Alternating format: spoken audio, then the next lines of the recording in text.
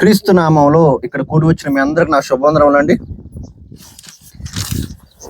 ఈరోజు మనం ఏం నేర్చుకోబోతున్నామంటే, మనం విశ్వాసంతో ప్రార్థన చేస్తే దేవుడు ఎంత గొప్ప కార్య అనేది చేస్తాడో మనం ఈరోజు నేర్చుకోబోతున్నాం. ఏంటి, మనం విశ్వాసంతో ప్రార్థన చేసినప్పుడు దేవుడు ఎంత గొప్ప అద్భుతాలు చేస్తాడు. అది మనిషికి ఊహకు అందని అద్భుతం కూడా దేవుడు చేస్తాడు.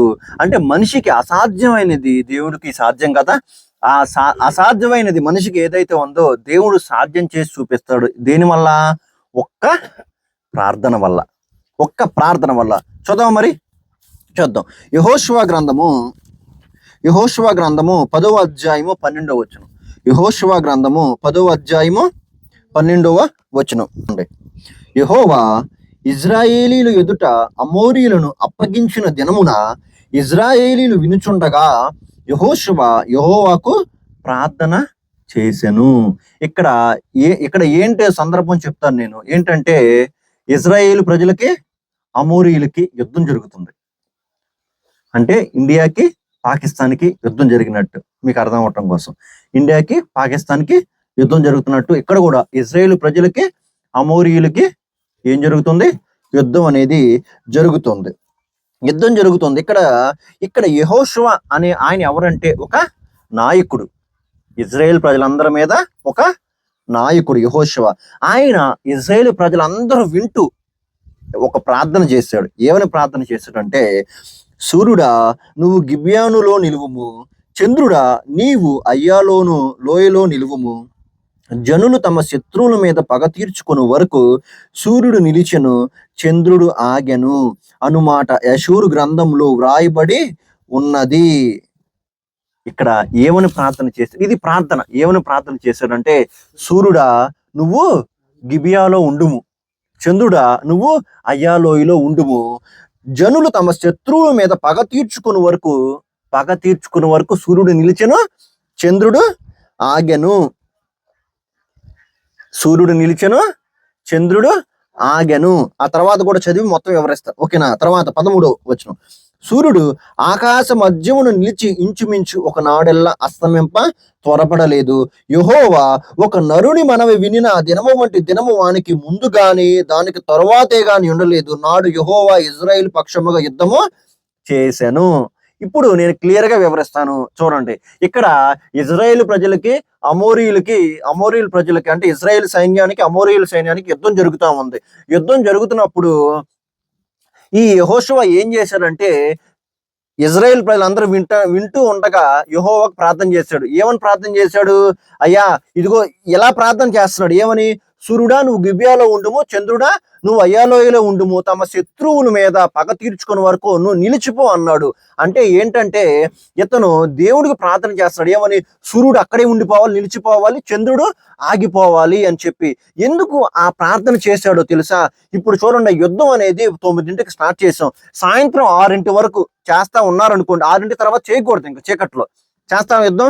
6 తర్వాత చేయకూడదు, అంటే సూర్యుడు అస్తమించిన తర్వాత చేయకూడదు. కానీ ఇక్కడ మరి వీళ్ళందరినీ చంపాలిగా, వీళ్ళందరూ శత్రువులు కదా. అమోరీయులతో యుద్ధం జరుగుతున్నప్పుడు అమోరీయులు యుద్ధం జరుగుతున్నారు. మరి వాళ్ళు ఏమయ్యారు? కొంత సమయం అనేది కొంతమందిని హతం చేశారు. కొంతమందిని హతం చేసిన తర్వాత మరి మిగతా కొంతమంది ఉంటారు కదా, మళ్ళీ వాళ్ళు గనక వెళ్ళిపోయారు అనుకో, వాళ్ళు ఈ యుద్ధంలో మనం గెలవలేమని చెప్పి వెళ్ళిపోయి పారిపోయి ఉండొచ్చు. లేకపోతే తర్వాత మళ్ళీ తన సైన్యాన్ని తీసుకొని మళ్ళీ వెనక్కి రావచ్చు. అందుకని ఈ యెహోషువ ఏం చేశాడంటే, దేవునికి ప్రార్థన చేశాడు. సూర్యుడు నిలిచిపోవాలి, చంద్రుడు ఆగిపోవాలి. వీరిద్దరు ఎప్పుడు ఎంతవరకు ఆగిపోయారంటే ఒక రోజల్లా ఆగిపోయారు. ఆ రోజల్లా ఆగిపోయేసరికి ఆ శత్రువులందరూ ఏమైపోయారు? అమోరీయులందరినీ హతము అనేది చేశారు. ఇక్కడ ఏమన్నాడు? ఒక నరుని మాట విని దేవుడు ఏం ఆపేశాడు? సూర్యుడిని చంద్రుణ్ణి ఆపేశాడు అనేది మనకి అర్థమవుతుంది. దీంట్లో మీకు ఏమన్నా అర్థమైందా? ఏమన్నా కొత్తగా అనిపించిందా? ఏంటో నేను చెప్తాను, చూడండి మీకు అర్థం అవటం కోసం. ఇప్పుడు మనకు పగలు రాత్రి ఎలా వస్తాయో తెలుసా ఎవరికన్నా? మనకి పగలు రాత్రి ఎలా వస్తాయి అంటే, మన భూమి ఏమైంది? గుండ్రంగా ఉంది కదా, గుండ్రంగా తిరుగుతూ ఉండిద్ది. అంటే భూమి తన చుట్టూ తాను తిరుగుతూ సూర్యుడి చుట్టూ తిరుగుతుంది, అంతేనా? ఇప్పుడు భూమి ఇట్లా తిరిగింది అనుకోండి, ఇప్పుడు మనకి భారతదేశం కదా, భారతదేశానికి ఏముంది? సూర్యుడు ఉన్నాడు. ఇప్పుడు అమెరికాకి ఏముంది? చంద్రుడు ఉన్నాడు. నైట్ అయింది, వాళ్ళకేమో రాత్రి అయింది, మనకేమో పగలైద్ది, అంతేనా? నీకు చెప్తానికి అర్థం అవడానికి ఇక్కడ నేనున్నాను, ఇది మొత్తం నాకు వెలుగు వచ్చింది, వెనకాల వెలుగు ఉండిద్దా? ఏముండిద్ది? చీకటి ఉండిద్ది. అదే విధంగా భూమి ఒక పక్కేమో సూర్యుడు ఉంటాడు, ఒక పక్కనేమో చంద్రుడు ఉంటాడు. ఇక్కడ వరకు అర్థమైంది కదా? అంటే అది ఇప్పుడు గనక భూమి తన చుట్టూ తను తిరుగుతుంది, అలా తిరిగిన తర్వాత మనకి రాత్రి అయ్యిద్ది, అమెరికా వాళ్ళకి ఏమైద్ది? తెల్లారిద్ది. ఇక్కడ అర్థమైందా? అంటే ఈ భూమి ఈ భూమి ఎంత స్పీడ్ లో తిరుగుతుంది తెలుసా? గంటకి 1670 కిలోమీటర్ల/అవర్, అంటే అంత స్పీడ్ తో తిరిగిద్దంట. ఇప్పుడు మన బండి వేసుకెళ్తాం 60 కిలోమీటర్ల మీద వెళ్తాం కదా, అలాగే భూమి 1670 అంత ఫాస్ట్ గా రొటేట్ అయిందంట. అంత ఫాస్ట్ గా రొటేట్ అవుతూ ఉన్నప్పుడు ఏం జరిగింది? వాళ్ళకేమో రాత్రి అయింది, మనకేమో పగలయింది. మనకి రాత్రి అయితే వాళ్ళకి పగలయిద్ది. ఇక్కడ పెద్ద మిస్టరీ ఏంటంటే, దేవుడు ఏం చేశాడు తెలుసా? భూమిని ఆపేశాడు. యాక్చువల్ గా భూమి ఆగిపోయింది అనుకో, ఏం జరిగిద్దో తెలుసా? భూమి గనక తిరగటం ఆగిపోయిందంటే పెద్ద పెద్ద సునామీలు, ఎక్కడెక్కడ పర్వతాలు, ఈ పర్వతం ఉంది చూసారా, వచ్చేస్తాయి, దూరంగా పడిపోతాయి. మనం ఇక్కడ ఉండం, మనం పెద్దగా వెళ్ళిపోతాం. ఒకసారి చూడండి, మీకు అర్థం అవటం కోసం నేను ఫాస్ట్ గా కారులో వెళ్తున్నాను, సడన్ గా బ్రేక్ వేసాను. 100 మీద ఫాస్ట్ గా వెళ్తాను, సడన్ గా బ్రేక్ వేసాను, ఏమైద్ది? కారు బోల్తా పడిద్ది, లేకపోతే మనం ఒక్కసారిగా ముందుకి పడి అద్దం పగిలి వెళ్ళిపోతాం, అంతేనా? ఒక్కసారిగా అంత ఫాస్ట్ గా తిరిగే భూమి ఆగిపోయింది అనుకోండి, సముద్రాలు ఉప్పొంగిపోతాయి, పర్వతాలు కూలిపోతాయి, వచ్చేస్తాయి. అదేవిధంగా మనం అసలు నశించిపోతాము. మనం ఎక్కడ ఉంటాం? ఈ బిల్డింగ్స్ అన్ని ఏమైపోతాయి? కూలిపోతాయి. మరి దేవుడు ఆపేశాడు. మరి ఇవన్నీ జరిగినాయి ఆ రోజు? ఎందుకు జరగలేదు? దేవుడు కాలానికి అతీతుడు. అదే విధంగా దేవుడు ఈ సృష్టికర్తకు తెలియదా ఇవన్నీ జరుగుతాయని? తెలియదా? తెలుసు. అయినా కానీ దేవుడు ఏం చేశాడు తెలుసా? భూమినే కాదు, వాటన్నిటిని ఆపేశాడు. హల్లెలూయా. అంత పెద్ద విపత్తు జరగకుండా ఉండటానికి దేవుడికి అంత జ్ఞానం ఉంది. ఎందుకంటే దేవుడే కదా ఇవన్నీ సృష్టించింది. సృష్టికర్త మాట సృష్టి వినిద్దా లేదా? వినిద్ది. సృష్టికర్త మాట సృష్టి వినిద్ది. అందుకని భూమి ఆగిపోయినా సరే ఆయనకు తెలుసు కాబట్టి అట్లా ఆగిపోయి అంతే, ఇంకేం కాల. సూర్యుడు మాత్రం ఒకనాడల్లా, అంటే ఒక రోజల్లా, అసలు చూడండి, 1 నిమిషం కాదు భూమి ఆగిపోయింది. దేవుడు ఒక 24 గంటలు ఆపేశాడు భూమిని. 24 గంటలు అలా ఆపేశాడు కాబట్టి సూర్యుడు అక్కడే ఉండిపోయాడు, చంద్రుడు అక్కడే ఉండిపోయాడు. మీకు చెప్పింది నేను అర్థమైందా? అంటే అలా నిలిచిపోయాడు అంతే. భూమి ఆగిపోయింది. అంత గొప్ప కార్యం అనేది దేవుడు ఇక్కడ చేశాడండి. ఇది అద్భుతం, మహా అద్భుతం. ఏముందో అనుకోమాకండి, ఎంత పెద్ద అద్భుతమో తెలుసా? చెప్పా కదా, 1 నిమిషం కనుక భూమి ఆగిపోయిందా తిరగటం, మనం ఇక్కడ ఉండం, మనం ఎప్పుడో చనిపోతాం. ఆఫ్టర్ ఆల్ 100 కిలోమీటర్లు ఫాస్ట్ గా వెళ్తేనే, నువ్వు కారు ఒక్కసారిగా సడన్ బ్రేక్ వేస్తేనే అంత ముందుకు పడిపోయి కారు పల్టీలు కొట్టి వెళ్ళిపోద్ది కదా. మరి కారు పల్టీలు పట్టి వెళ్ళిపోద్ది. మరి ఇది ఎంత ఫాస్ట్ గా భూమి తిరుగుతా ఉన్నప్పుడు యెహోషువ సూర్యుడా ఆగిపో, చంద్రుడా ఆగిపో అనగానే దేవుడు ఆ మాట విని అన్నిటిని ఆపేశాడు. తెలుసా మీ అందరికీ? అది ఇక్కడ వాక్యం స్పష్టంగా చెప్తుంది. ఒక మనిషి ప్రార్థన చేసినప్పుడు దేవుడు ఎంత గొప్ప అద్భుతం చేశాడండి. ఒక మనిషి, ఆయన మనలాంటి మనిషేనా? మనలాంటి మనిషి కాదు ఆయన, మనలాంటి మనిషి. ఆయనకి 2 కాళ్ళు ఉన్నాయి, 2 చేతులు ఉన్నాయి, 2 కళ్ళు ఉన్నాయి, ముక్కు అన్నీ ఉన్నాయి. ఆయన మాత్రం ఏం చేశాడు తెలుసా? ఒక చిన్న ప్రార్థన చేశాడు అంతే. దేవుడు సృష్టిని ఆపేశాడు అంతే. అది అద్భుతం అండి, మహా అద్భుతం. మరి యెహోషువకి అంత విశ్వాసం ఎందుకు వచ్చిందో ఎప్పుడన్నా గ్రహించారా? యెహోషువకి ఎందుకు వచ్చిందో నేను ఒక్క మాట చెప్పి నేను ముందుకు వెళ్ళిపోతాను. చూడండి, ఈ యెహోషువ ఎక్కడుండేవాడయ్యా అంటే ఐగుప్తు దేశంలో 430 సంవత్సరాలు బానిసత్వంగా ఉన్నప్పుడు దేవుడు ఏం చేశాడు? మోషే నా ప్రజలను తీసుకురా, కానాను ప్రదేశానికి తీసుకురా, పాలు తేనెలు ప్రవహించే దేశానికి తీసుకురా అని చెప్పాడు. చెప్పిన తర్వాత మోషేతో ఎవరున్నారయ్యా? యెహోషువ ఉన్నాడు, అహరోను ఉన్నాడు. అహరోను ఎవరు? మోషే అన్న మోషే అన్న. తర్వాత ఈ యెహోషువ ఏంటంటే అది ఒక తెగ, ఆయన ఒక గోత్రంలోని ఒక అధికారి, ఆయన అధికారి. ఇక్కడ చూడండి, దేవుడు ఆయన ముందు ఎన్నో అద్భుతాలు చేశాడు. ఎన్ని అద్భుతాలు చేశాడంటే 10 అద్భుతాలు చేశాడు. ఆ తర్వాత సముద్రాన్ని చీల్చాడు. ఎన్నో గొప్ప అద్భుతాలు చేశాడు. ఇంకా పోతే ఇంకా ముందుకెళ్తే ఏంటంటే ఈ యెహోషువను ఇంకొంతమందిని, ఒక మొత్తం 12 మందిని వేరే దేశానికి వెళ్ళి అక్కడ గూఢచారత్వం అక్కడ ఎలా ఉందో చూడమని పంపిస్తారు. 10 మంది ఏం చేస్తారు? మన వల్ల కాదురా బాబు అంటారు. కానీ ఇద్దరు మాత్రం, యెహోషువను ఇంకొక వ్యక్తి మాత్రం, నా దేవుడు నాకు సహాయం చేస్తాడన్నాడు. వాళ్ళు ఏమన్నారు? అక్కడేమో వాళ్ళు పెద్ద పెద్ద ఆజానుభావులు, మనకి మిడతల వల్లే కనబడుతున్నాము, వాళ్ళు మనం తొక్కేస్తారా నాయన, మన వల్ల కాదన్నాడు. కానీ వీళ్ళిద్దరు ఏమన్నారు? ఏం భయంలే, దేవుడు చూసుకుంటాడు, దేవుడు మనకే సహాయం చేస్తాడు, యుద్ధం యెహోవాదే అని చెప్పి ఎలా అంటే వీళ్ళు మాత్రం భయపడ్డారు. అందుకని దేవుడు ఏం చేశాడు తెలుసా? ఈ యెహోషువని ఎంచుకున్నాడు. మళ్ళీ మోషే తర్వాత యెహోషువని ఎంచుకున్నాడు. వాళ్ళ పిల్లలకి ఎవలా? యెహోషువకి ఇచ్చాడు. యెహోషువ ఏమన్నాడు తెలుసా? నేనును నా ఇంటి వారును యెహోవాను సేవిస్తాము అనే వాక్యం మాట్లాడుతుంది అని చెప్పాడు ధైర్యంగా. నేనును నా ఇంటి వారును యెహోవాని సేవిస్తున్నాం. మరి మనలో ఎంతమంది మాట చెప్తున్నాం? నేనును నా ఇంటి వారును యెహోవాను సేవిస్తున్నాం ఎంతమంది చెప్తున్నాను చెప్పండి? చెప్పట్లా. నేనును నా ఇంటి వారును యెహోవాను సేవిస్తున్నాను అంటే నేనంటే ఏంటి? నేను, నా భార్య, నా పిల్లలు, నా కుటుంబం అంతా ఎవరిని ఆరాధిస్తున్నాం? యేసుక్రీస్తుని మనం ఆరాధిస్తున్నాము. ఆ మాట చెప్పటానికి మనం చెప్పలేకపోతున్నాం తెలుసా?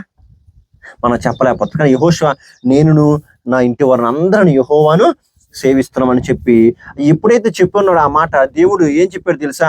యెహోషువను భయపడద్దు, నిబ్బరం కలిగి ధైర్యంగా ఉండము, జడేకము, భయపడకము, నేను నీకు సహాయం, నేను నీకు తోడై ఉన్నాను. ఇప్పుడు చూడండి, దేవుడు మనకు తోడై ఉంటే మనకేమన్నా భయం వచ్చిద్దా? నేను ఎన్నోసార్లు చెప్పినట్టున్నాను, దేవుడు మనకు తోడై ఉంటే భయం ఏమి లేదు మనకి. అక్కడ ఒక పెద్ద కుక్క ఉంది, మన తండ్రి మనతో ఉన్నాడు, భయం వేసిద్దా లడ్డు? ఇది ఎందుకు? ఆ కుక్క నా దగ్గరికి రావాలంటే ముందర ఎవరిని దాటి రావాలి? తండ్రిని దాటి రావాలి, అంతేనా? పిల్లాడి కోసం తండ్రి ఏం చేస్తాడు? ప్రాణాలు సైతం పోగొట్టుకుంటాడు కదా, మధ్యలో నిలబడతాడు కదా. మరి అదే విధంగా యెహోషువకు తెలుసు, నా దేవుడు నాకు సహాయం చేస్తాడు అనగానే ఆ విశ్వాసంతో ప్రార్థన చేశాడు. అంతే, సూర్యుడు ఆగిపో, చంద్రుడు ఆగిపో అనగానే ఆగిపోయినాయి అంతే. అది పెద్ద మిరాకిల్ అండి, పెద్ద అద్భుతం. దేవుడు తన ప్రజల కోసం, తన ప్రజలు ప్రార్థన చేసినప్పుడు, తనకిష్టమైన వారు ప్రార్థన చేసినప్పుడు దేవుడు సృష్టిని సైతం ఆపే శక్తి కలిగిన వాడు. అది కేవలం సృష్టికర్తకు మాత్రమే సాధ్యము, ఇంకా ఎవరికీ సాధ్యం కాదు. సృష్టించిన వాడు మాత్రమే ఈ సృష్టిని అదుపులో పెట్టుకోగలిగిన వాడు. సృష్టించిన వాడు మాత్రమే ఈ సృష్టిని అదుపులో పెట్టుకోగలడు. ఎవరు పడితే వాళ్ళు అదుపులో పెట్టుకోలేరు. ఎవరు పడితే వాళ్ళ అదుపులో పెట్టలేదు. కుక్క ఉంది ఉదాహరణకి, ఎగ్జాంపుల్ గా. ఈ కుక్క ఎవరు మాట పడితే ఆ మాట వినిద్దా? ఎవరు మాట వినిద్ది? యజమాని మాట మాత్రమే వినిద్ది. యజమాని కొట్టినా సరే ఊరుకునిద్ది, వేరేవాడు కొడితే ఊరుకోదు. అది అట్లా వినిద్ది. ఇప్పుడు మనం అందరం నిజంగా ఇదంతా ఏంటంటే విశ్వం అంతా ఎవరు సృష్టించింది? దేవుడు సృష్టించింది, యేసయ్య సృష్టించింది. ఆయన మాట ఆగినాయా వినలేదా? వినలేదా? అంతే, ఆగిపోయింది. 24 గంటలు చూడండి, 24 గంటలు దేవుడు అంత గొప్ప అద్భుతం చేశాడు. ఎవరి ప్రార్థన విని? యెహోషువ ప్రార్థన విని. మరి మనం అలాంటి ప్రార్థన కలిగి ఉన్నామా? మనం సృష్టిని ఆపాల్సిన అవసరం లేదు, కానీ మన ప్రార్థన ద్వారా మన కుటుంబం అనేది నిలబడుతుందా? మన ప్రార్థన ద్వారా మన కుటుంబం అనేది దేవుళ్ళు ఎదుగుతుందా? మన ప్రార్థన ద్వారా మన కుటుంబం అనేది సరైన స్థితిలోకి వస్తుందా? ఎలా ప్రార్థన చేయాలండి? విశ్వాసంతో ప్రార్థన చేయాలా, లేకపోతే అవిశ్వాసంతో ప్రార్థన చేయాలా? ఇప్పుడు పంట వేస్తున్నాం, ఎలా పంట వేస్తున్నాం? పండిద్దనే వేస్తామా, పండదనే వేస్తామండి? పండిద్దనే వేస్తున్నాం. నువ్వు పంట వేసినప్పుడు పండిద్ది అని విశ్వాసంతో వేస్తున్నప్పుడు, మరి దేవుడు నా కుటుంబంలో, నా జీవితంలో గొప్ప కార్యాలు చేస్తాడని విశ్వాసంతోనే ప్రార్థన చేయాలి. అంతేనా చెప్పింది? అలా విశ్వాసంతో ప్రార్థన చేయకుండా దేవుడు నా భర్త మారడు, భర్త మారడు అని చెప్పి మనసులో అనుకొని ప్రార్థన, ప్రభువా నా భర్త మారాలి, నా భార్య మారాలి. ఎవడాడు మారేది? ఏంది మారతాడా? మారడు. నీ నోటి నుంచే, నీ మనసులో నుండేమో నీ నోటి నుంచే ఏమొస్తుంది? నా దేవుడు మారుస్తాడు మారుస్తాడు అంటుంది. మనసులో నుండేమో ఏమనుకుంటున్నా? మనసులో ఆడు మారడో సావడం అనుకుంటున్నాం. ఏం ఉపయోగం? ఇక్కడ యెహోషువ అలాగే చేశాడా? ఒకే ప్రార్థన, అంతే, ఆగిపోయినాక ఆగిపోయినాయి అంతే. దేవుడు ఆపుతాడో అప్పుడు ఎవరికేం తెలుసు? అలా ఆగుతీయో ఆగవో సెకండరీ. దేవుడికి యెహోషువ ప్రార్థన చేశాడంతే.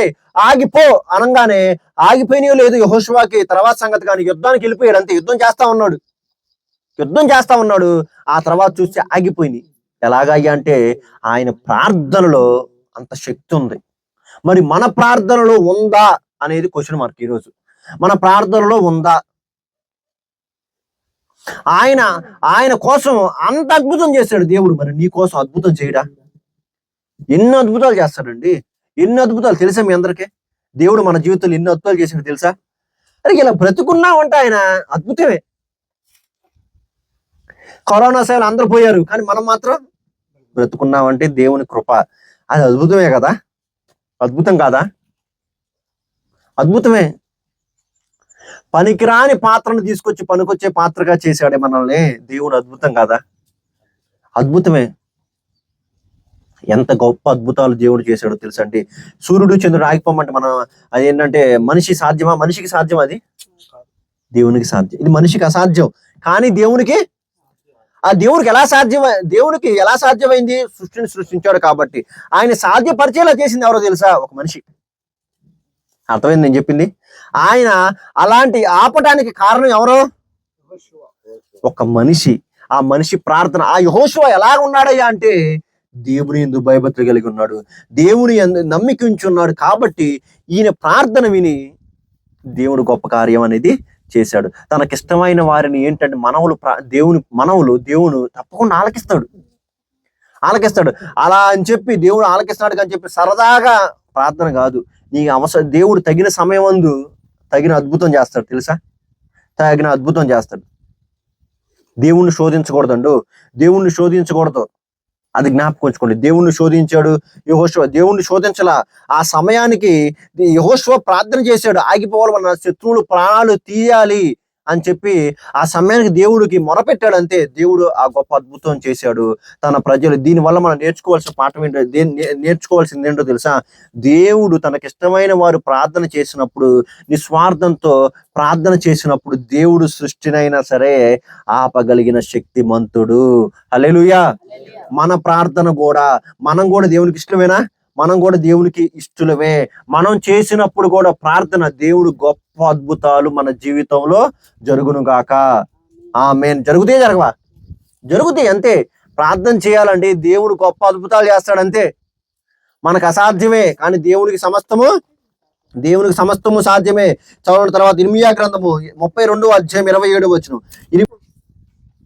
నేను యెహోవాను, సర్వ శరీరులకు దేవుడును, నాకు అసాధ్యమైనది ఏదైనా నుండునా. హల్లెలూయా. ఏమంటున్నాడు దేవుడు ఇక్కడ?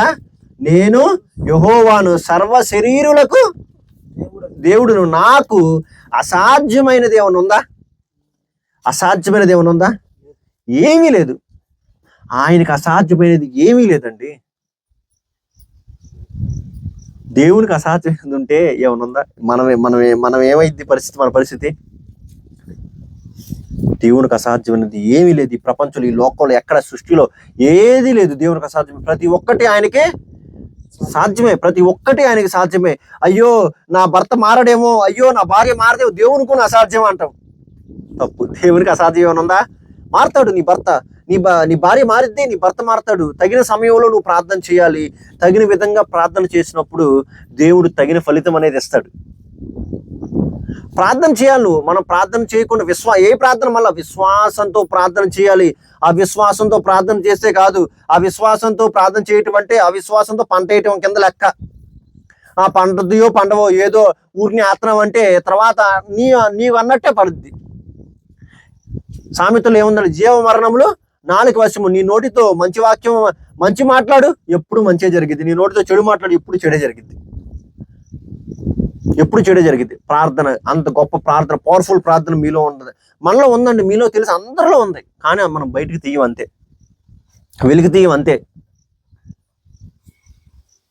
తగిన సమయంలో ఆ ప్రార్థన వచ్చింది, తగిన సమయంలో వచ్చింది. అలా ఉండాలని ముందర మీలో విశ్వాసం ఉండాలి.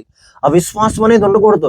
ఆ విశ్వాసాన్ని పారద్రోలండి. విశ్వాసంతో ప్రార్థన చేయండి. యెహోషువ ప్రార్థన చేసినప్పుడు విశ్వాసంతో ప్రార్థన చేయండి.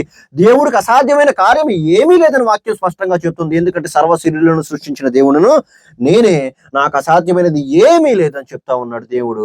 మరి మనం కూడా ప్రార్థన చేసినప్పుడు యెహోషువ లాగా దేవుడు గొప్ప కార్యం అనేది చేస్తాడు. మనం చేస్తాడనే విశ్వాసంతో మనం ముందుకు సాగాలి. ఇక రెండో వ్యక్తి గురించి చెప్తాను. మొత్తం ముగ్గురు వ్యక్తుల గురించి చెప్తాను. ఇక రెండో వ్యక్తి గురించి చెప్తాను. ఆయన పేరు ఏంటంటే హిజ్కియా. ఆయన పేరేంది? హిజ్కియా. రెండో రాజులు 20వ అధ్యాయము 1 నుంచి చదువుతాం. రెండో రాజులు 20వ అధ్యాయం 1 నుంచి చదువుతాం.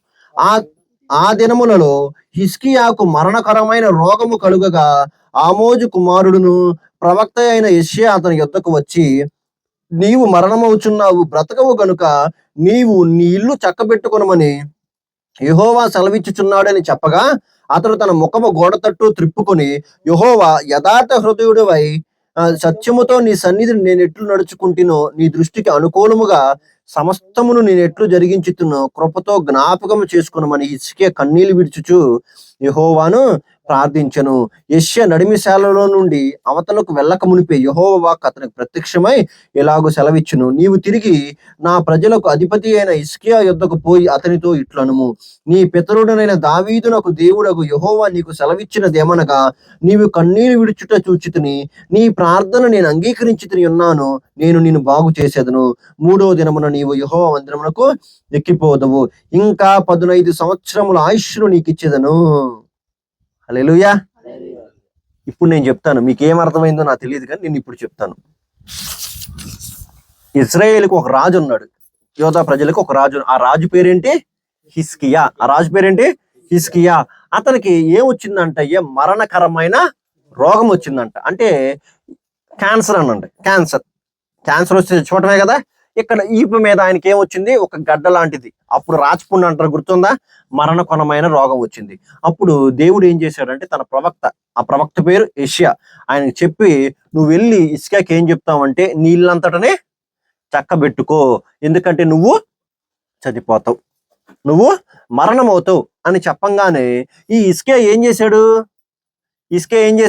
మనం తర్వాత చూద్దాం. మనం ఏం చేద్దాం చెప్పండి. ఉదాహరణకి చెప్తున్నాను. ఏమండి ఆనంద్ గారు, నేను వచ్చి ఏం చెప్తానంటే, దేవుడు మీకు చెప్తున్నాడు, మీకు నీళ్ళంతా చక్కబెట్టుకో, నువ్వు మరణిస్తావు అనగా మీరేం చేస్తారు? ఫస్ట్ చెప్పండి. భయపడి గబగబా ఏం చేస్తారు? బంధువులారా రండి, నేను ఏ రోజు చచ్చిపోతున్నాను, మా చుట్టాలు, అయ్యో నా కొడుకు నా కూతురు చూడాలనుంది ప్రభా, అయ్యా నాయన అందరు రండి, ఇరుగు పొరుగు వారు, నేను ఈ రోజు చనిపోతున్నాను, నా దేవుడు నాకు చెప్పేశాడు, అందరూ చూడండి.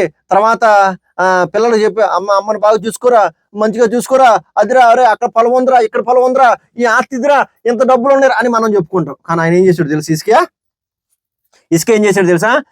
గోడ తట్టు తిరిగి మోకాలు వేసి, ప్రభువా నేను నీ దృష్టికి ఎలా ఉన్నానో నీకు తెలుసు, నేను సత్యముని అనుసరించాను కాబట్టి నేను సత్యమును అనుసరించాను అని చెప్పి కన్నీళ్లు విడిచుటూ ప్రార్థన చేశాడంట.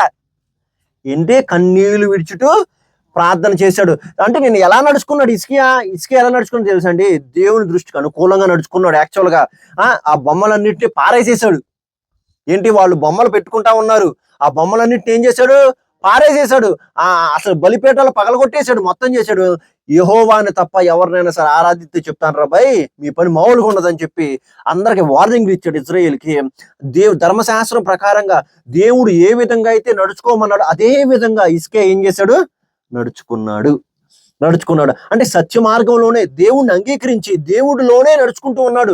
ఏ తప్పు చేయలేదు, ఏ పాపంలో పడిపోలేదు, పరిశుద్ధంగా బ్రతుకుతూ దేవుని నామాన్ని గణపరుస్తూ ఉన్న హిజ్కియాకి ఏ రోగం వచ్చిందయ్యా అంటే మరణకరమైన రోగం వచ్చింది.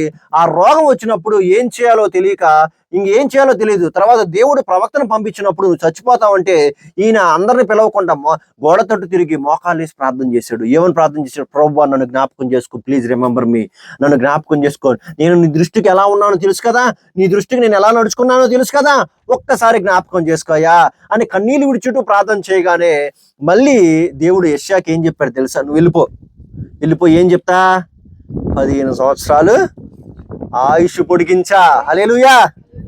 ఎన్ని సంవత్సరాలండి? ఏం చెప్పాడు ఫస్ట్ దేవుడు? ఫస్ట్ ఏం చెప్పాడు దేవుడు? నువ్వు పోతావు అన్నాడు. తర్వాత ఈయన ఏం చేశాడు? తర్వాత దేవుడు ఏం చేశాడు? ఎన్ని సంవత్సరాలు? అర్థమైంది మీకు? ఏది పొడిగిచ్చేలా చేసింది ఆయుష్ని? ప్రార్థన. కన్నీళ్లు విడిచుచు, ఎలా పడితే అలా చేయాల కన్నీళ్లు. ప్రభువా ఒక్కసారి జ్ఞాపకం ఉంచుకోయ్యా, ఒక్కసారి ప్లీజ్ రేమో, ఒక్కసారి జ్ఞాపకం. నేను ఎలా ఉన్నానో తెలుసుక నీకు, నీ దృష్టికి నేను మంచిగానే ఉన్నా కదా, నీ ప్రజలు మంచిగానే వెళ్తున్నా కదా,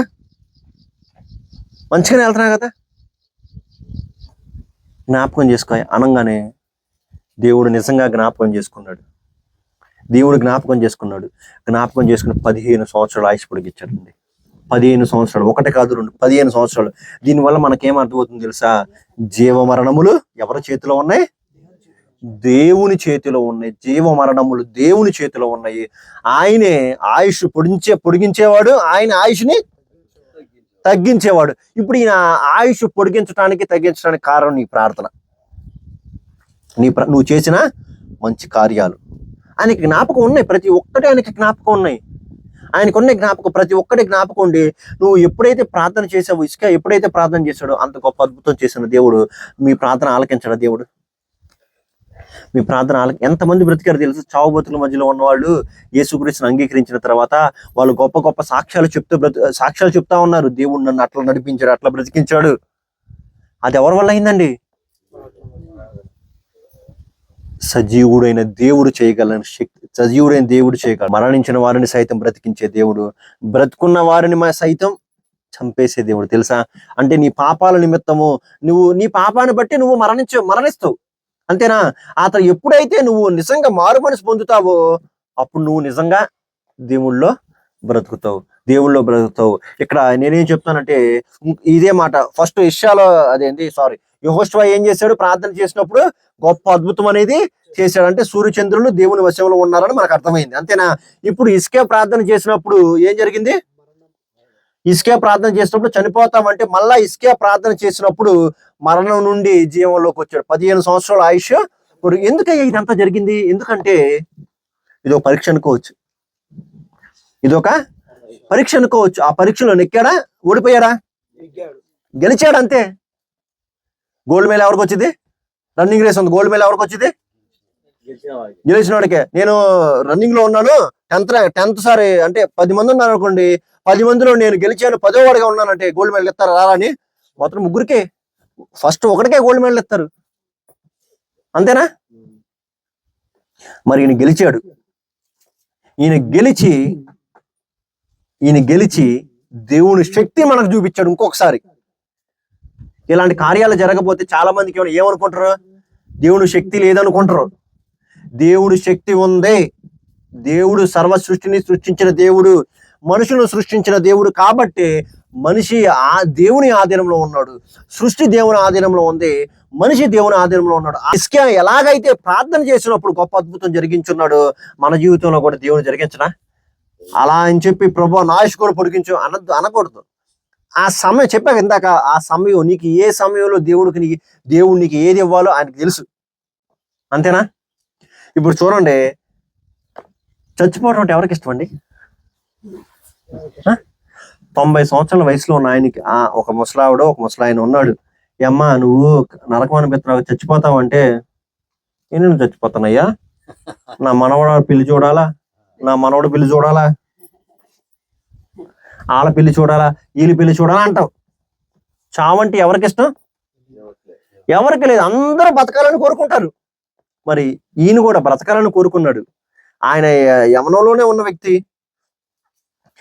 చచ్చిపోతానంటే ఆయనకి ఎట్లా ఉండిద్ది? అయ్యో నేను ఇప్పుడే చనిపోతాను అనుకుంటాడు కదా. తర్వాత దేవునికి ప్రార్థన చేయంగానే దేవుడు చూసారా, ఆయుష్ పొడిగించిన దేవుడు. లాజర్ని తిరిగి రేపిన దేవుడు. లాజరు ఈయన బ్రతికే ఉన్నాడు, చచ్చిపోతా ఉన్నాడు, అంతే. తర్వాత ప్రార్థన చేయంగానే 15 సంవత్సరాలు ఆయుష్ పొడిగించాడు. అదేవిధంగా లాజరు అయితే ఏమైంది పరిస్థితి? చచ్చిపోయాడు. చనిపోయి 4 రోజులు ఉన్నాడు సమాధిలో. అసలు సమాధిలో ఉన్నాడు, బయటికి ఎవడన్నా వస్తాడా? వస్తే ఏమైద్ది? ఓరి బాబోయ్ దెయ్యం వచ్చిందిరో పారిపోడు అంటాం. అరే నేను దెయ్యం కాదురా మనిషిరా అంటే ఓరి నాయన వద్దురా నాయన అంటారు. అంతేనా? ఆయన లేపిన దేవుడు. ప్రతి ఒక్కటి సాధ్యమేనండి దేవునికి. ఈ బైబిల్ 66 పుస్తకాల్లో దేవుడు మనుషులకు సాధ్యమైనది చేయలా, మనుషులకు అసాధ్యమైనదే చేశాడు. హల్లెలూయా. మనుషులకు అసాధ్యమైనదే చేశాడండి. నీకు సాధ్యమైంది ఆయన చేస్తే మీరేమంటారు? నేను చేస్తాను. ఇది దేవుడు చేసేది ఏంది? నీకు రాందే దేవుడు చేస్తే అది దేవుడి గొప్పతనం.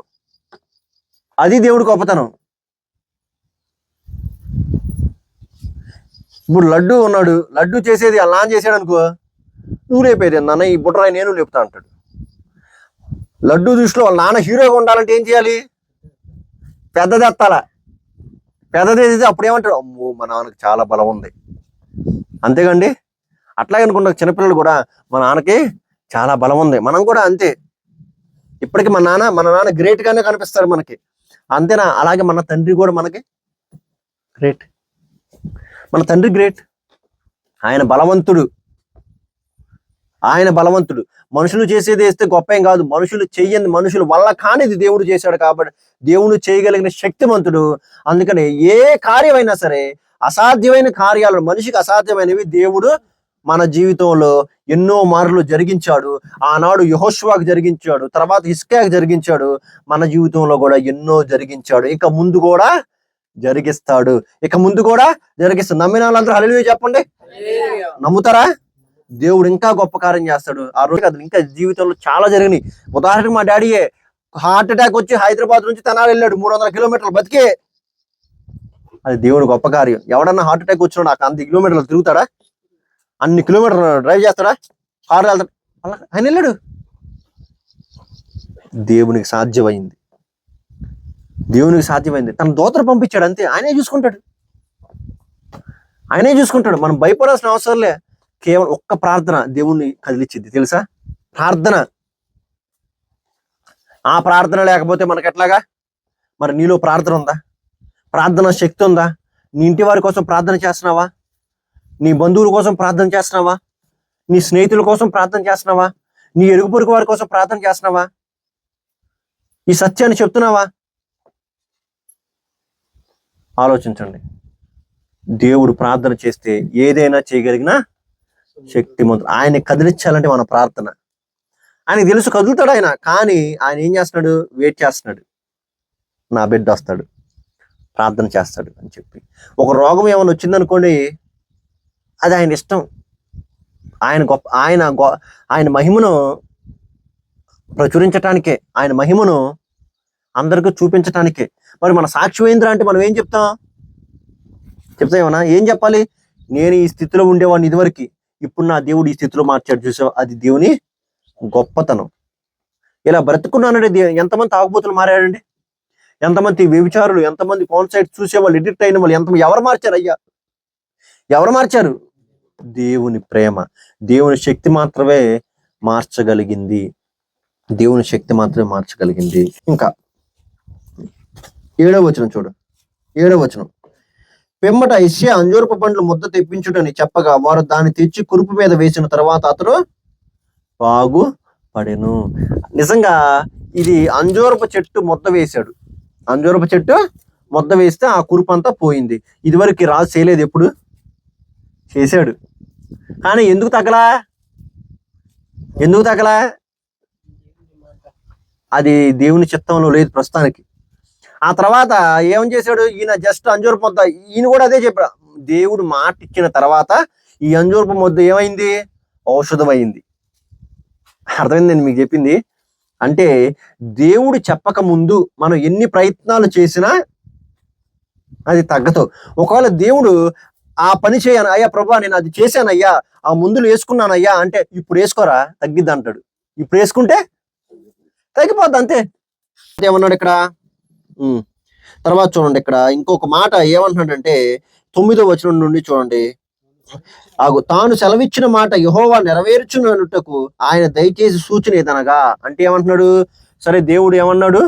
నిన్ను స్వస్థపరుస్తాను, 15 సంవత్సరాలు ఆయుష్ పొడికిస్తాను, 3 రోజుల తర్వాత నువ్వు యెహోవా మందిరానికి వస్తావని చెప్పంగానే హిజ్కియా ఏం చేశాడంటే, సరే 3 రోజుల తర్వాత నేను యెహోవా మందిరానికి వస్తాను అంటున్నాడు కదా, అదే కాక 15 సంవత్సరాలు ఆయుష్ పొడిగించాను అంటున్నాడు కదా, దానికి తగ్గ సూచన మనం అడుగుతాం కదా, ఏంటి సూచన అంటే వెళ్తున్నాం.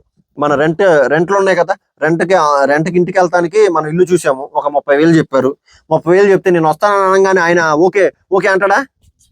ఏమంటాడు? అడ్వాన్స్ ఏదో ఒకటి ఇవ్వమ్మా అంటారు. అంతేనా? మరి అట్లాగే ఈయన కూడా ఏమన్నాడు? అది జరిగిద్ది అంటానికి సూచన ఏంది అనగానే, రుజువు ఏంది అనగానే ఆయన ఏమంటున్నాడు చూడండి. తర్వాత నీడ 10 మెట్లు ముందుకు నడిచిన కదా, అది 10 మెట్లు వెనకకు నడిచిన ఎడల అవునా? అందుకు హిజ్కియా ఇట్లా నేను, నీడ 10 మెట్లు ముందరికి నడుచుట అల్పము గాని నీడ 10 అడుగులు వెనకకు నడుచుట చాలును. ప్రవక్తయగు యెషయా యెహోవాను ప్రార్థింపగా ఆయన ఆహోజు గడియారపు పలక మీద 10 మెట్లు ముందరికి నడిచిన నీడ 10 మెట్లు వెనకకు తిరిగిపోనట్లు చేశాను. ఏమన్నా అర్థమైంది మీకు? నేను చెప్తాను. అసలు దేవుడు ఇది ఎంత గొప్ప అద్భుతమో నేను మీకు ఉదాహరణ చెప్తాను. ఆయన సూచన ఏమన్నాడు అనగానే, గడియారం తెలుసు మనకే, గడియారంలో మన భాషలో చెప్తాను, వాళ్ళ భాషలో చెప్తే మీకు అర్థం కాదు. 10 మెట్లు ఏంద్రా వెనక మెట్లు అంటారు. ఇదివరకు రోజుల్లో ఎలా కొలిచేవాళ్ళంటే, వాచ్ లేకపోతే మనం ఎండలో నుంచి ఉంటే మన షాడో పడిద్ది కదా, నీడ పడే దాన్ని బట్టి ఎంత టైమో చెప్పేవాళ్ళు ఇదివరకు రోజుల్లో. అదే విధంగా ఈ సూచన ఇప్పుడు మీకు అర్థమయ్యే భాషలో నేనేం చెప్తానంటే, ఇప్పుడు ఎంత అయింది టైము? 12 అయింది అనుకోండి ఉదాహరణకి. 12కి యెషయా చెప్పాడు. ఏమని చెప్పాడు? నీకు స్వస్థత ఇస్తాడు దేవుడు అనగానే ఆయన రుజువు అడిగాడు. ఆయన ఏమంటున్నాడు? నాకు ఒక సూచన చూపించు అనగానే ఆయన చెప్తున్నాడు ఏమని, ఇప్పుడు 12 అయింది. మీకు అర్థమయ్యే భాషలో ఇప్పుడు 12 అయింది. నేనేం చేస్తాను? సమయాన్ని వెనక్కి పంపిస్తా, మళ్ళీ 8ంటికి చేస్తా. అయిద్దంటారా? ఇప్పుడు 12 అయింది ఉదాహరణకి. 12 అయిందా? ఎంత అయింది? 12:02 అయింది. ఇప్పుడు నాకు 8 కావాలా? అయిద్దా? 3 కావాలా? అయిద్దా? దేవుడు ఏం చేశాడు తెలుసా? కాలాన్ని తిప్పేశాడు వెనక్కి. ఇప్పుడు అర్థమైందా మీకు? దేవుడు కాలాన్ని తిప్పేశాడు అంటే 12ంటికి కాస్త మన గడియారంలో ఎంత ఉంది? 8 అయింది. 8 అయింది. అసలుకి వెనక్కి ఎవరైనా వెళ్తారా? దేవుడు తిప్పేశాడు కాలాన్ని తిప్పేశాడు. ఎందుకు తిప్పాడు? కాలాలు సమయాలు ఎవరి ఆధీనంలో ఉన్నాయి? దేవుని ఆధీనంలో ఉన్నాయి. కాలాలు సమయాలు దేవుని ఆధీనంలో ఉన్నాయి. హల్లెలూయా. దేవుడు ఎవరి ప్రార్థన ఆలకించాడు? చూడండి, యెషయా ప్రార్థన ఆలకించాడు. 20వ వచనంలో 20వ అధ్యాయం 11వ వచనం చూడండి. ప్రవక్తయగు యెషయా యెహోవాకు ప్రార్థింపగా ఆయన అహోజు గడియారపు పలక మీద 10 మెట్లు ముందరికి నడిచిన నీడ 10 మెట్లు వెనకకు తిరిగిపోనట్లు చేశాను అంటే ఇప్పుడున్న 12ంటికి కాస్త ఏమైంది? 8ంటికి చేశాడు. ఇప్పుడు మనం చూసుకుంటే టైం 8 అయింది అంటే కాలాన్ని దేవుడు ఏం చేశాడు? వెనక్కి తిప్పేశాడు. అంటే దీని అర్థం ఏంటో తెలుసా? దేవుడు తన ప్రజల కోసము ప్రార్థన చేసినప్పుడు కాలాన్ని సైతం ఆపగలిగిన శక్తివంతుడు, అదే విధంగా కాలాన్ని సైతం వెనక్కి తిప్పే సమర్థుడు, శక్తివంతుడు. అర్థమైంది మీకు చెప్పింది నేను ఇప్పుడు? అసలు ఇది మిరాకిల్ అద్భుతమా లేకపోతే అద్భుతం కాదా? మామూలు అద్భుతం కాదు. అసలు నమ్మలేము. ఫస్ట్ది యెహోషువది కూడా నమ్మలేము. సూర్యుడు ఆగిపోవటం, చంద్రుడు ఆగిపోవటం నమ్మలేము. ఒక్కసారి చెప్పా కదా, ఆగిపోతే ఎంత ప్రళయం వచ్చిందో చెప్పా కదా. అయినా కానీ నిశ్చలంగా ఉందంటే దేవుడి గొప్ప అద్భుతం. ఈ మనిషి చచ్చిపోతున్నాడు, మనిషి 15 సంవత్సరాలు ఆయుష్ పొడికిచ్చాడంటే అది ఇంకా అద్భుతం. ఈ కాలాన్ని వెనక తీసుకురావడం ఇంకా అద్భుతం. కాలాలు సమయాలు దేవుని ఆధీనంలో ఉన్నాయి కాబట్టి దేవుడు ఏం చేశాడు? కాలాన్ని వెనక్కి తిప్పేశాడండి. హ్యాట్స్ ఆఫ్ చెప్పాలి కదా. అసలు వల్ల కాదు. ఎంతమంది పాస్ట్ లోకి వెళ్ళాలని ఎవడన్నా వెళ్తారా? ఇప్పుడు మనందరం చిన్నపిల్లలు కావాలని అవుతామా? దేవుడు తలుచుకుంటే అవుతాం. ఏదో సరదాగా ఆయన ఏం చేయడు.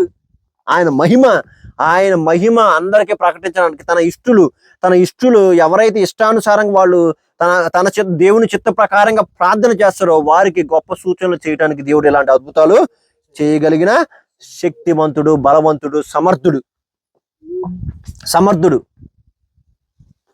జ్ఞాపకం ఉంచుకోండి, అంత గొప్ప కార్యాలు చేసిన దేవుడు మీ జీవితంలో చేయలేడా? మీ జీవితంలో ఇంకా గొప్ప కార్యాలు చేస్తాడు. ఊహించలేమయ్యి. ఆయన ఆయన మేలులు లెక్కలేనన్ని ఉన్నాయి. తెలుసా మీ అందరికీ? ఆయన మేలు లెక్కలేనన్ని ఉన్నాయి.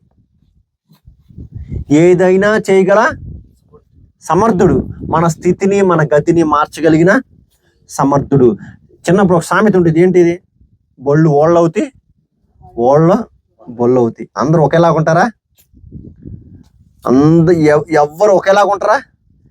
ఇప్పుడు బాగా డబ్బు ఉంది, కోట్లు, తర్వాత ఉండిద్దో ఉండదో కూడా తెలియదు. అప్పుడు కోట్లుండి అందరిని అనగదొక్కారు, కోట్లుండి అందరిని నీచంగా చూశారు. 7 కోటీశ్వరుడు అవుతాడు, వాడి కింద పడిపోతాడు. బొళ్ళు ఓళ్ళు అవుతాయి, ఓళ్ళ బొళ్ళు అవుతాయి.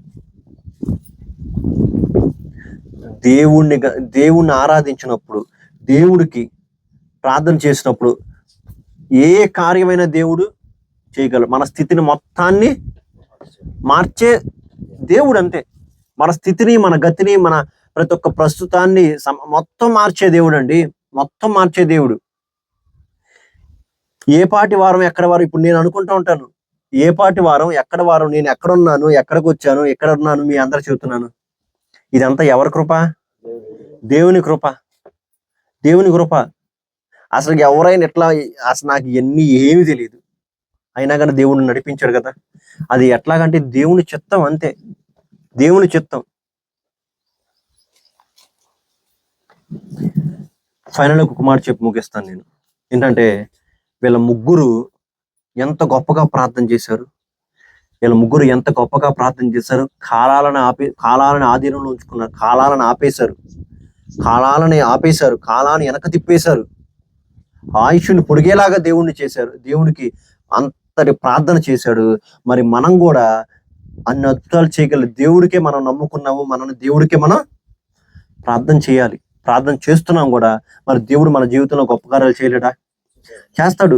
అనారోగ్యంగా ఉందన్నా, మన వల్ల కావట్లేదన్నా అంటే దేవుడు తప్పకుండా నిన్ను స్వస్థపరిచే దేవుడు.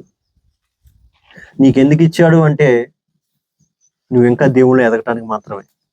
నువ్వు ఇంకా దేవుళ్ళు బలపడటానికి మాత్రమే.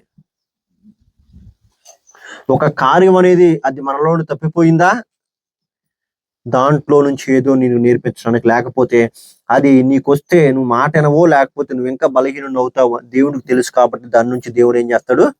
పక్కగా తెప్పించేస్తాడు. అందుకనే ఇప్పుడు తెలియదు ఆయన చేసే కార్యాలు. ఇప్పుడు ఏం తెలియవండి. ఒకానొక సమయంలో తెలుస్తాయి.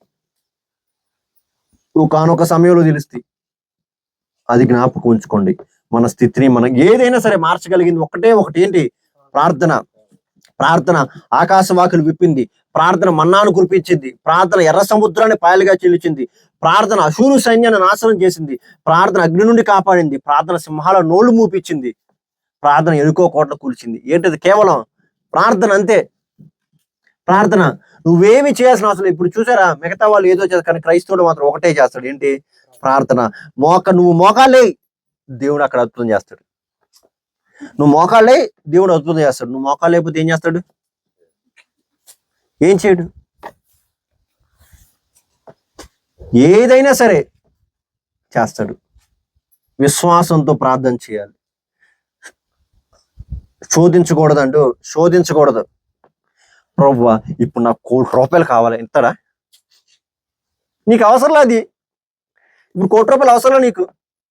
ఒకానొక సమయం వచ్చిద్దేమో, అప్పుడు దేవుడు ఆకాశవాకులు ఎక్కడి నుంచి సహాయం చేస్తాడో తెలియదు. అండి. మా అప్పుడు కూడా మేము ఎన్నో బాధలు పడుతున్నప్పుడు ఎటొచ్చేదో తెలియదు, సహాయం ఎక్కడి నుండి వచ్చేదో తెలియదు. ప్రార్థన వరకు చేర్చాలి ఆయన.